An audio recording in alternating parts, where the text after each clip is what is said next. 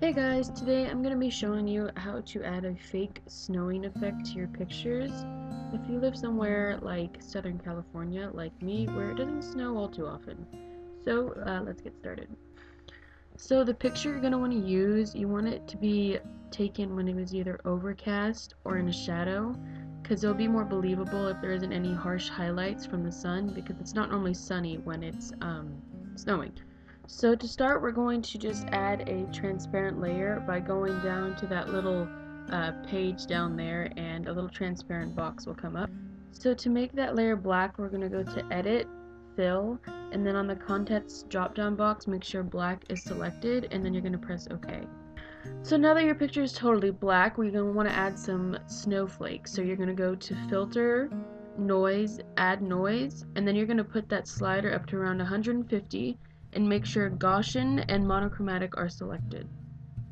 So to make the snowflakes a little less pixelated and more like snowflakes, we're going to go to Blur and Blur More.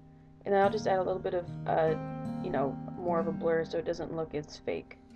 Okay, so now I have a crazy amount of grain, and to cancel that out, we're going to go to Image, Adjustments, and then Levels, and bring that left slider really far down, and that'll cancel out a lot of the noise, so we just have a few of, the so-and-so snowflakes. Another thing you should do is to bring that far right slider, I didn't do it in the video, bring it up to the left, because that will add some more white to the snowflakes. And I have to do this a couple of times. I'm not sure if it's just my Photoshop, but I have to press OK and then keep going back and changing and bringing the darks down. If that doesn't happen for you, then just do it once, but I have to do it a few times to get the amount that I want. Okay, so once you get it to the amount of snowflakes blackened out that you want, you're going to change your layer mode to screen just by going over to normal and switching it to screen. Okay, now we're going to make these snowflakes a little more believable and make them look like they're moving by adding motion blur. So you're going to go to Blur, Motion Blur. You're going to change the angle to -65 and put the pixel at around 6, depending on how big you want your snowflakes. And I based that off of how close the picture was and how big snowflakes would be in proportion to the camera and the subject. So if it was a faraway picture, the pixels would be smaller because you're farther away from the snow, and if it was closer, then they would be bigger because you're obviously closer to the snow. Also, with the direction of the blur, you can base it off of your image and how it looks. I made it facing towards the right because her butt is facing, as if her butt was against the snow, which would make sense because by instinct, horses stick their butts, away from the snow. So you can do it based off of your picture. Don't do it just the way I'm doing it. Do it off of your own knowledge and your sense.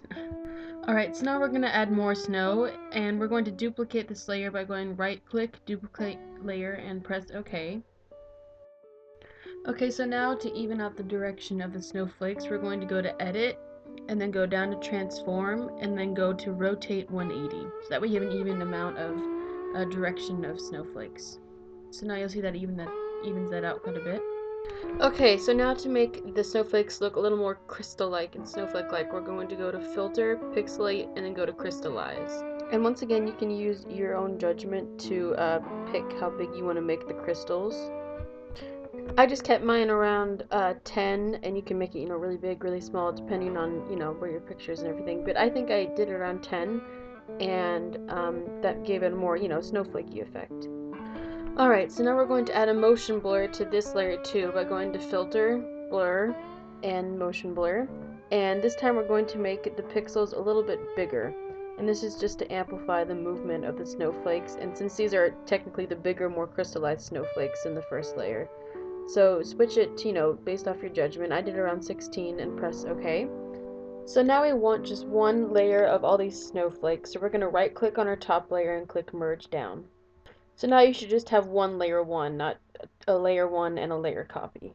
So now we're going to duplicate this one big snowy layer, and I just did Control J, Command J on a Mac, and then with this layer copy, you're going to go up to opacity and bring it down around 30, 20, I did around 15 because I already had quite a bit of snow. Just do it based off of how blizzardy you want your picture to look. And that's pretty much it. All I did after this was add some curves just to accent the shadows and colors, and that's pretty much it. Just change the colors how you want, and then you have a nice little snow picture. If you guys did this tutorial, tag me in the picture on Instagram at Equine Photography Tips or at Cannering Cannon, because I want to see how your guys' snow pictures turned out. Have a good Christmas, guys. I hope you enjoyed this tutorial.